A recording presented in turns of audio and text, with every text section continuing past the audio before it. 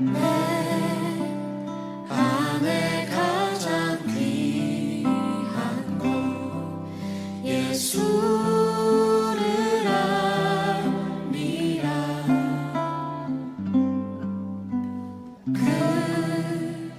금보다 더 귀한 것 예수를 아니라.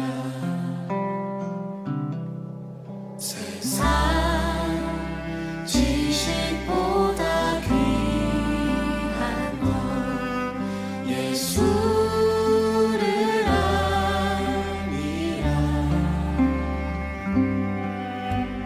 내 안에 가장 귀한 것 예수를 아니라. 예수의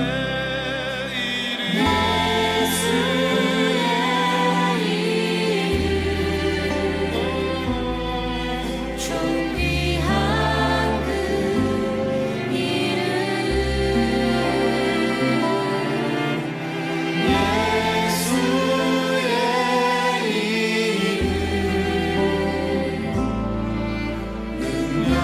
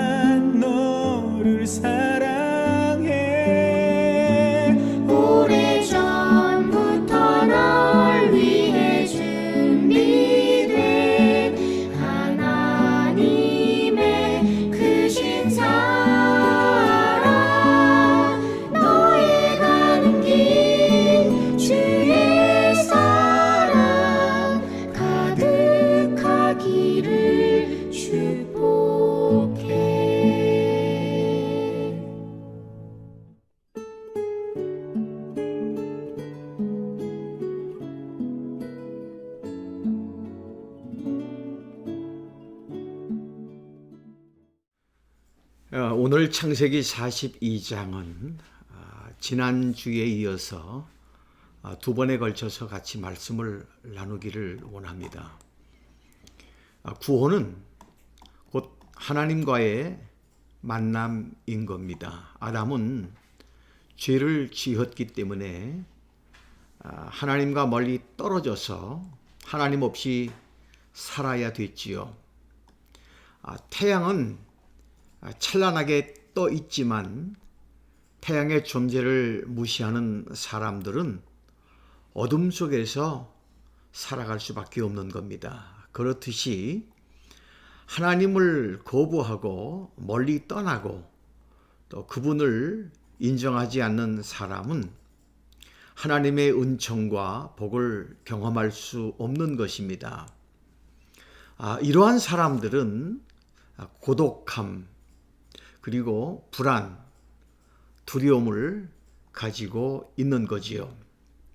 우리는 하나님을 찾으려고 합니다. 그러나 찾으면 찾을수록 찾을 수 없는 분이 하나님이시죠. 왜 그럴까요? 그것은 우리에게는 하나님을 찾을 수 있는 능력이 없기 때문인 것입니다. 하나님께서 나를 찾아오셨기 때문에 그분을 만날 수 있었던 것이지 우리는 스스로 그분을 만날 수는 없는 겁니다. 하나님은 우리를 만나기 위해서 독생자 예수 그리스도를 이 땅에 보내주셔서 이제 십자가에 못 박혀 죽게 함으로 우리가 치러야 할 죄의 대가 그리고 죽음의 대가를 담당하게 하시고 우리를 다시 하나님의 자녀로 삼아 주셨습니다. 이것이 복음입니다. 성경의 핵심 내용이지요. 우리가 하나님을 만난 순간 그 사람의 그 혼에는 구원이 이루어지기 시작하고 또 어둠이 변하여 빛이 되고 미움이 변하여 사랑이 되고 모든 불안과 그리고 염려와 고독이 변하여 감당할 수 없는 감격과 삶의 충만함을 느끼게 되는 것입니다. 다시 말하면 기쁨의 삶이 시작이 되는 겁니다. 이제 야곱은 자기가 배신한 형 에서를 만날 때까지는 행복할 수가 없었던 겁니다. 아내를 얻고 자녀를 얻고 또 재산을 얻었지만 그는 행복하지 않았습니다. 왜냐하면 형 에서와의 화해가 이루어지지 않았기 바로 때문인 것 아니겠습니까? 하나님과의 화해가 없으면 사람은 어떠한 방식으로 행복을 추구한다 할지라도 행복할 수가 없는 것이죠. 요셉도 마찬가지였어요. 요셉은 형들에 의해서 배신을 당합니다. 그는 자기를 배신한 형들을 만나기까지는 그 정리되지 않은 문제를 가지고 있었던 것 아니겠습니까? 요셉은 형들을 만나서 자신이 이미 그들을 용서했다고 하는 사실을 알려야만 했습니다. 요셉은 그렇게 해야만 행복할 수가 있었던 거지요. 우리에게도 이러한 복이 있기를 바랍니다. 이제 만나서 문제를 해결해야 할 사람들을 만나서 화해하게 되기를 축복합니다. 고백할 것을 고백하고 이미 용서했을지라도 용서했다고 하는 사실을 상대방에게 알려줘야 되는 겁니다. 우리 혼자서만이 용서한다고 화해가 이루어지는 것은 아니지요. 용서를 선언해야 되는 겁니다. 용서하면 비로소 행복해지는 겁니다. 그리고 용서를 받으면 행복해지는 거예요. 이것은 바로 인생의 행복의 기초적인 요건인 것입니다. 하나님은 요셉이 자신을 배신한 형들을 만나게 하기 위한 작업을 하십니다. 이것이 바로 기근이었습니다. 우리는 좋은 환경이든 또 나쁜 환경이든 이것을 통해서 하나님께서는 역사하신다고 하는 사실을 알아야 되는 겁니다. 여러분 주변의 환경이 좋든 또 나쁘든 이것을 그리스도의 관점에서 우리가 봐야 되는 겁니다. 축복도 그리스도의 관점에서 우리가 봐야 되는 거예요. 고통도 마찬가지입니다. 그 모든 것을 그리스도의 관점에서 보면 그것은 하나님의 섭리이며 복이라고 하는 것을 알게 되는 겁니다. 우리가 그리스도 안에 있으면 모든 것이 바로 협력하여 선을 이루게 하지요. 현재 받는 고통은 장차 받을 영광과 좋게 비교할 수 없는 것이지요. 세상 사람들이 고통, 그리고 저주, 또 슬픔이라고 말하는 것들이 그리스도 안에 있는 사람들에게는 승화되어서 복이 되는 겁니다. 믿으십니까? 여러분의 생애가 복인 줄로 믿어야 되는 거예요.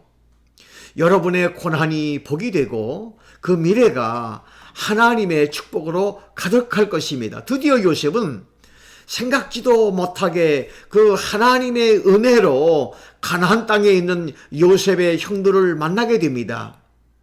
이것은 우리의 상식과 순리에 맞는 일이 아닌 거지요. 하나님은 우리가 때로 상상할 수 없는 방법으로 역사하기도 하지요. 사실 그 당시 그 땅에 있었던 기근은 좋지 않은 현상입니다. 이것은 저주예요. 그러나 이 사건을 보면 상상할 수 없는 하나님의 복이 있다고 하는 것을 들여다볼 수가 있는 것이죠. 창세기 42장 6절을 보시도록 하겠습니다. 때에 요셉이 나라의 총리로서 그 땅 모든 백성에게 곡식을 팔더니 요셉의 형들이 와서 그 앞에 땅에 엎드려 절하매. 요셉의 형들은 요셉에게 와서 절을 합니다. 이것을 적인 눈으로 보면 한 사건이 성취됨을 알 수가 있습니다. 바로 요셉이 그 17세의 나이에 꾸었던 꿈이 이루어지는 것 아니겠습니까? 그 꿈에서 그 요셉의 단을 향하여 형들의 곡식단이 절을 하지요. 또한 해와 달과 다른 별들이 절을 합니다. 그런데 이제 이 꿈이 요셉의 눈앞에서 이루어지지요. 이것이 바로 믿음의 현장인 것입니다. 상상할 수 없는 일들이 일어나고 있어요. 요셉은 형들을 알아보았지만 요셉의 형들은 요셉을 알아보지 못하지요. 하나님은 우리를 보시지만 우리는 하나님을 보지 못하는 경우가 많이 있습니다. 여러분이 성령의 역사하심을 볼 수 있게 되기를 바랍니다. 성령님께서 여러분을 만지시고 또 말할 때 이것을 들을 수 있고 또 느낄 수 있게 되기를 바랍니다. 요셉은 자신을 알아보지 못하는 형들에게 위장한 목소리로 그들이 어디서 왔는지 물어보지요. 9절 말씀을 같이 보시겠습니다. 요셉이 그들에게 대하여 꾼 꿈을 생각하고 그들하고 그들에게 이르되 너희는 정탐 꿈들이라 이 나라의 틈을 엿보려고 왔느니라. 요셉은요 그 꿈을 잊질 않았어요. 그래서 그는 이제 고난과 어려움이 닥쳐올 때마다 그 꿈을 포기하지 않고 간직합니다. 요셉은 자신 앞에 무릎을 꿇는 그 형들을 보며 하나님의 주권과 섭리를 생각했을 것이에요. 그는 자신이 이겼다거나 자신이 꿈이 맞았다는데 기뻐하지 않습니다.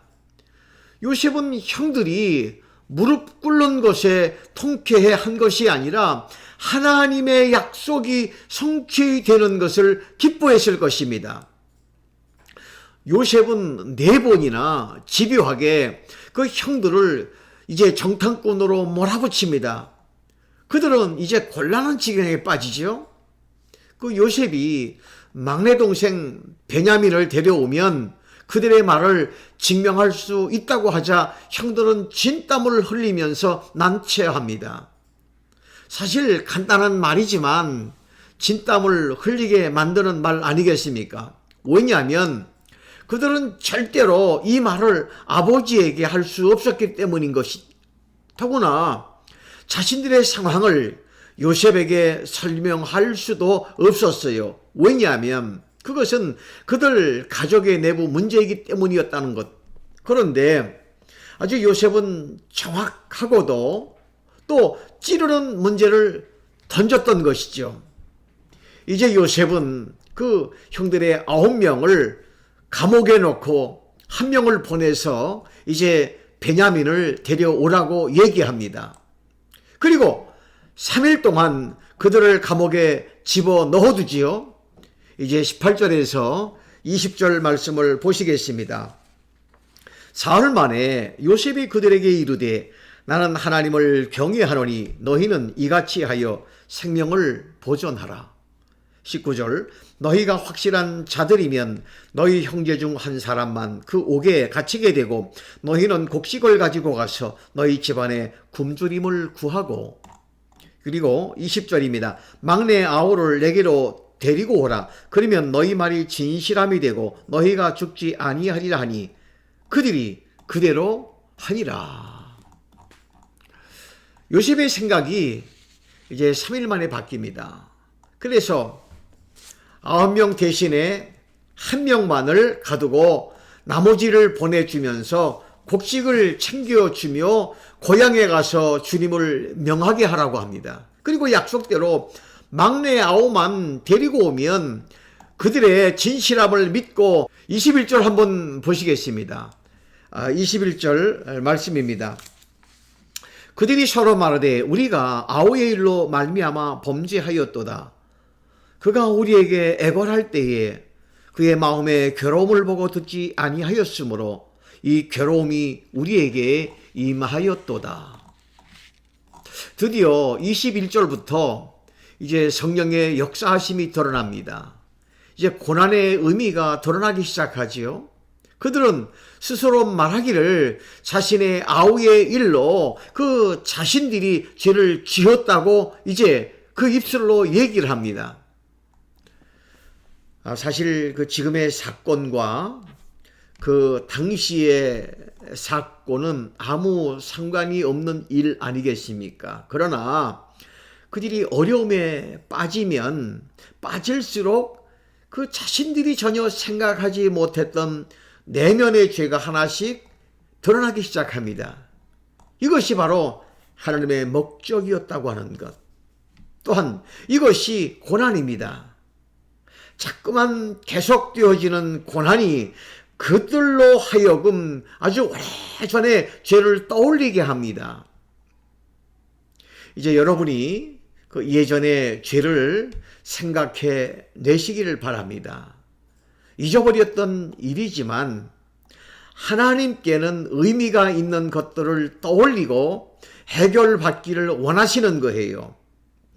미움, 그리고 분노, 한이 깨져야 됩니다. 그래야만 하나님의 복이 흐르고 열매를 맺게 되어지는 거예요. 우리는 여기서 3가지를 생각해 볼 수가 있는데요. 그 첫째로 그 요셉의 형들은 요셉의 사건을 잊지 않고 있었다고 하는 것. 만일 그들에게 이 고난이 없었다면 요셉의 사건은 바로 훤한 사장되는 일이었을 거예요. 묻히는 일이 되었을 거예요. 그러나 이 사건이 드러나지 않으면 그들에게 있어서 그 하나님과의 만남은 깊어지지 못하고 피상적으로 끝나고 말았을 것입니다. 또한 2번째, 그들은 요셉에게 행했던 것이 범죄라고 고백을 합니다. 여러분, 죄를 고백하는 것이 복의 시작인 거예요. 이것을 우리가 알아야 됩니다. 죄를 인정하지 아니하는 것은 심판의 시작이지요. 그 요셉의 형제들은 오래전 동생인 요셉에게 저질렀던 잘못을 자기들끼리 얘기하며 회개하기 시작합니다. 더 나아가서 세 번째, 그들은 자신들이 현재 받는 고통이 그때 요셉이 당했던 고통의 보상이라고 하는 것을 알게 되는 거예요. 그들은 지금 고통의 의미를 알지요. 여러분들도 이 고통의 의미를 알게 되시기를 바랍니다. 혹시 지나온 과거에 이제 다른 사람에게 고통을 준 일은 없었는가? 또 사람들은 남들에게 준 고통에 대해서는 망각하기 쉽습니다. 이것이 상처를 준 사람과 또 상처를 받은 사람과의 차이라고 하는 것. 우리는 아마도 자신이 과거에 남들에게 상처를 준 것들은 많이 잊어버렸을 것이에요. 그러나 남들에게 준 상처를 기억해야 되는 거예요. 우리는 자신이 받은 상처만을 기억해요. 다른 사람을 무시하고 또 모욕하고 상처 주었던 일들이 자신에게는 아무것도 아는 일이었을 수 있었습니다. 그러나 다른 이에게는 그 인생을 일그러뜨리는 문제로 남아있다면 이제 성령님께서 그 문제를 해결해 주시기를 바랍니다. 이것이 바로 고난의 이유인 거예요. 고난의 이유. 이런 사건과 이제 이 난제 앞에서 그들이 받게 된 것은 참회의 복이라고 하는 것. 회개의 복인 거예요. 만일 그때 그 요셉이 형들에게 아는 채 했다면 이 문제는 땅속에 묻어버리고 말았을 것입니다. 그리고 이 사람들은 피상적인 신앙을 가진 사람들로 인생이 끝나고 말았을 것이에요. 오늘날 기독교의 문제가 어디 있는 줄 아십니까? 바로 이 피상성이라는 것, 피상성. 적당히 예수 믿고 값싼 은혜와 또 감상적이고 낭만적인 신앙을 갖는 것. 그러므로 그 사람은 또 죄를 짓게 되는 거예요. 그래서 그 사람의 신앙은 얄팍해지고 또 깊이가 없는 것입니다. 회개의 깊이는 신앙의 깊이인 거예요. 죄를 철저하게 드러내지 않고 미봉책으로 단지 몇 마디로 끝내버렸기 때문에 깊은 복은 그 사람에게서 사라지는 겁니다. 그리고 그 결과로 고난과 역경이 올 때 견뎌낼 힘이 없고 불평하고 쉽게 하나님을 원망합니다. 왜냐하면 참회의 깊이가 없기 때문인 것 아니겠어요? 다윗을 보십시오. 다윗은 하나님의 사람이었어요. 그럼에도 그는 큰 죄를 졌죠.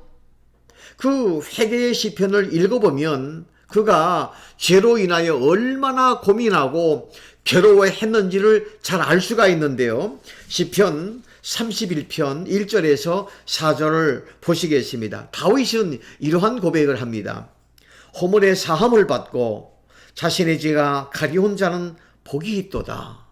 2절 마음에 간사가 없고 여호와께 정죄를 당하지 아니하는 자는 복이 있도다. 3절입니다. 내가 입을 열지 아니할 때에 종일 신음함으로 내 뼈가 쇠하였도다. 4절입니다. 주의 손이 주야로 나를 노르시오니 내 진액이 빠져서 여름 가물에 마름같이 되었나이다. 시엘라. 이렇게 고백합니다. 다윗은요, 뼈가 녹는 듯한 경험을 해요. 골수까지 아픈 고통을 느껴요. 다윗은 죄를 지었을 때에 주의 손이 밤낮으로 자신을 누르는 고통을 느낍니다. 그에 반해서 우리의 신앙은 너무나 감성적이고 능력이 없지 않아요? 시편 51편을 보면 다윗은 범죄를 저지르고 나서 이러한 고백을 합니다. 1절에서 3절 말씀입니다. 하나님이여 주의 인자를 따라 내게 은혜를 베푸시며 주의 많은 긍휼을 따라 내 죄악을 지워 주소서. 2절입니다. 나의 죄악을 말갛게 씻으시며 나의 죄를 깨끗이 제하여 주옵소서. 3절.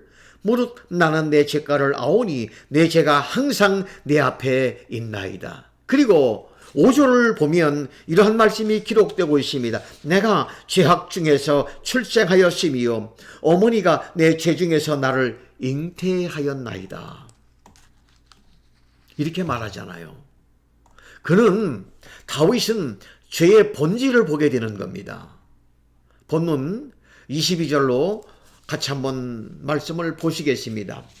르우반이 그들에게 대답하여 이르되 내가 너희에게 그 아이에 대하여 죄를 짓지 말라고 하지 아니하였더냐. 그래도 너희가 듣지 아니하였느냐. 그러므로 그의 핏값을 치르게 되었도다 하니 이러한 말씀이 기록되어 있습니다. 이 말씀에 핏값이라고 하는 말이 나오죠. 우리 가운데에 진심으로 핏값을 치르신 분 계십니다. 예수님은 죄가 없으시면서 우리의 죄값을 치르셨어요. 그래서 우리가 구원받을 수 있게 되지 않았습니까?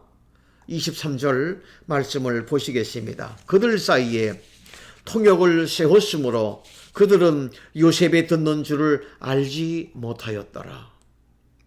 그들은 요셉의 말을 알아들을 줄을 몰랐어요. 그렇습니다. 우리는 하나님이 우리가 하는 말을 알지 못하리라고 생각합니다. 하나님께서 모르신다고 생각하기 때문에 사람들은 죄를 짓는 거예요. 사랑하는 성도 여러분, 우리가 생각하고 이제 말하는 것을 하나님이 모두 아신다는 것을 기억해야 됩니다. 우리가 알잖아요. 24절과 25절 말씀입니다.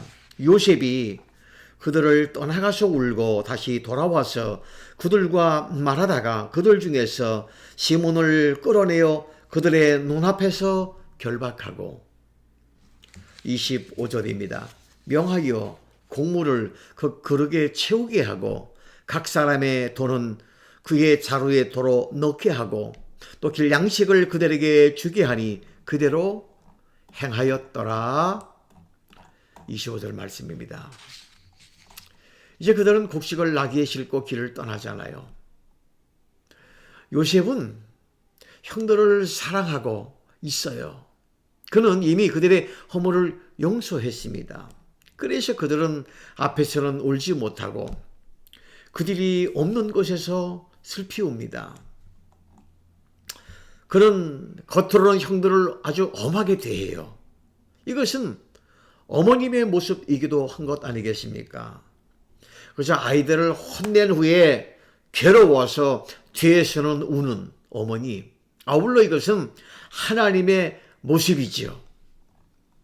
그분 또한 뒤에서 우십니다. 그래도 그분은 지금 당장 손을 쓰시지 않지요. 지금 당장 손을 쓰면 우리가 깊이 참여할 수 없기 때문에 그냥 계시는 거예요. 요셉의 형들에게 비춰진 그 요셉의 모습은 무서운 사람일 뿐인 거예요. 요셉은 그 자신의 진심과는 달리 시몬을 취해서 감옥에 넣습니다. 그러면서도 그는 곡식을 많이 취해서 그들에게 나눠주지 않습니까? 우리도 우리 인생의 길을 가면서 이해할 수 없는 많은 일들을 만나게 되지요. 더욱이 이제 고난을 당하면서도 이해할 수 없는 일들을 만나는 과정에서 그 하나님의 사랑을 느끼게 되는 겁니다. 참 죽을 듯 하면서도 죽지 않고 계속해서 우리의 삶이 이어지는 것 아니겠어요? 사랑하신 여러분, 우리가 이제 하나님의 마음을 알았다면 얼마나 좋겠습니까? 그분이 얼마나 우리를 사랑하셨으면 독생자이신 그 예수님을 우리에게 주셨을까요? 하나님이 우리를, 아니 나를 위해서 무엇을 더 아끼겠냐고 로마서 8장은 이야기하고 있는데요. 오늘 본문 26절에서 28절까지의 말씀을 보시겠습니다.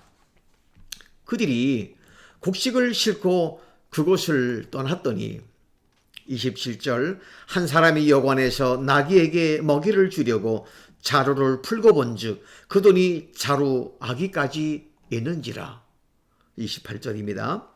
그가 형제에게 말하되 내 돈을 도로 넣었도다. 보라 자루 속에 있도다. 이에 그들이 혼이 나서 떨며 서로 돌아보며 말하되 하나님이 어찌하여 이런 일을 우리에게 행하셨는가 하고. 그들은 몰랐습니다. 그러나 그 요셉은 몰래 형들의 곡식 자루 속에 그들이 지불한 돈을 덜어놓잖아요. 그들은 돌아가는 길에서 자루를 열어 보았다가 돈을 발견하고 놀라고 맙니다. 그들은 하나님이 어찌하여 이런 일을 우리에게 행하셨는가 이렇게 말하잖아요. 그들은 정신을 차리기 시작합니다. 그러면서 자꾸만 벌어지고 있는 일들을 하나님과 연관시켜서 그들은 생각해 보는 거예요. 29절에서 32절 말씀이 되겠습니다. 그들이 가나안 땅에 돌아와 그들의 아버지 야곱에게 이르되 그들이 당한 일을 자세히 알려 이르고 30절 그 땅의 주인인 그 사람이 엄하게 우리에게 말씀하고 우리를 그 땅에 대한 정탐꾼으로 여기며 31절입니다. 우리가 그에게 이르되 우리는 확실한 자들이요 정탐꾼이 아니니이다. 32절 우리는 한 아버지의 아들 12형제로서 하나는 없어지고 막내는 오늘 우리 아버지와 함께 가나안 땅에 있나이다 하였더라. 이들은 아버지 야곱에게 돌아오지요. 그리고 돌아와서 지금까지 있었던 모든 일들을 이야기합니다. 33절에서 34절 말씀을 보시겠습니다.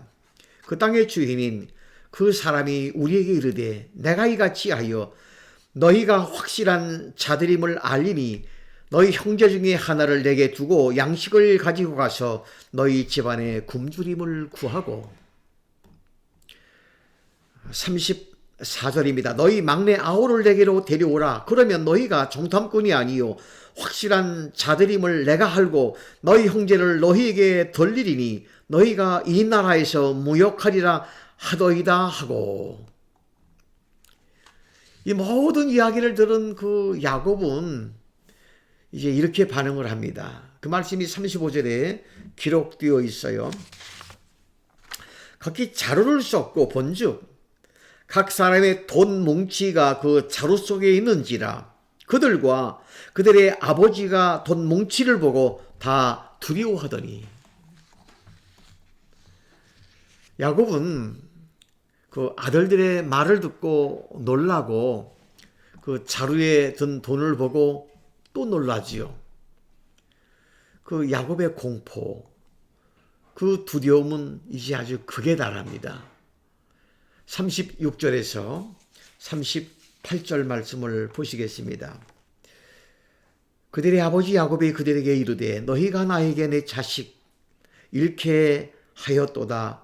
요셉도 없어졌고 시히몬도 없어졌거늘 베냐민을 또 빼앗아 가고자 하니 이는 다 나를 해롭게 함이로다. 37절 루벤이 그 아버지에게 말하여 이르되 내가 그를 아버지께로 데리고 오지 아니하거든 내 두 하도를 죽이소서 그를 내 손에 맡기소서 내가 그를 아버지께로 데리고 돌아오리이다. 38절입니다. 야곱이 이르되 내 아들은 너희와 함께 내려가지 못하리니 그 형들은 죽고 그만 남았습니다. 만일 너희가 가는 길에서 재난이 그에게 묻히면 너희가 내 흰 머리를 슬퍼하며 스올로 내려가게 함이 되리라. 야곱은 믿음의 조상이라고 하잖아요. 그런데 안목이 없는 모습을 보일 수가 있는 것입니다. 그는 하나님의 섭리를 보지를 못해요. 그래서 그는 그 모든 것이 자신을 해롭게 하는 사건이라고 얘기하고 있잖아요. 이 말씀을 통해서 지금 우리 성도님들에게 주어지는 모든 환경과 이제 사건을 하나님의 관점으로 우리가 들여다 보셔야 되는 겁니다. 여러분의 관점으로, 나의 주관으로, 경험으로 보지를 말아야 돼요. 여러분이 자신을 예수 그리스도를 믿고 구원받은 하나님의 자녀라고 우리가 확신한다면 여러분에게 주어진 모든 사건은 하나님의 복된 사건인 거예요. 또한 여러분이 당하고 있는 억울함과 누명을 하나님의 관점에서 보면 야곱 경우처럼 보게 되는 겁니다. 그러나 야곱은 인간적인 공포로 가득한 마음을 그 마음속에 가졌어요. 우리도 우리 인생을 살다 보면 그 야곱과 같은 위기를 겪기도 하잖아요. 그러나 사랑하는 여러분, 우리가 하나님의 깊은 은혜를 기억하셔야 되는 겁니다. 여러분은 우연히 세상에 보내진 존재가 아닌 겁니다. 우리 그리스도인에게는 우연이 없는 거예요. 동의하십니까? 모든 것은 하나님의 섭리와 계획 가운데에 있었다고 하는 것을 발견하셔야 됩니다. 같이 기도하시겠습니다. 하나님 아버지, 아직도 신음하는 자의 신음을 들어주시고 미래가 보이지 않아 답답해하는 자에게 미래를 보여주옵소서. 천국을 바라보기 원합니다. 나를 위하여 피 흘려 돌아가신 예수 그리스도를 바라보기를 원합니다. 또한 세상에 겁먹지 않게 도와주옵소서. 하나님의 사람으로 담대히 나가게 하여 주옵소서. 예수님 귀한 이름으로 기도합니다. 아멘. 이것으로 수요 예배를 마추었습니다. 이어서 우리 중보기도 제목 위에서 같이 기도하시고 또 남은 3일 동안도 주 안에서 승리하시기 바랍니다. 할렐루야. 감사해요.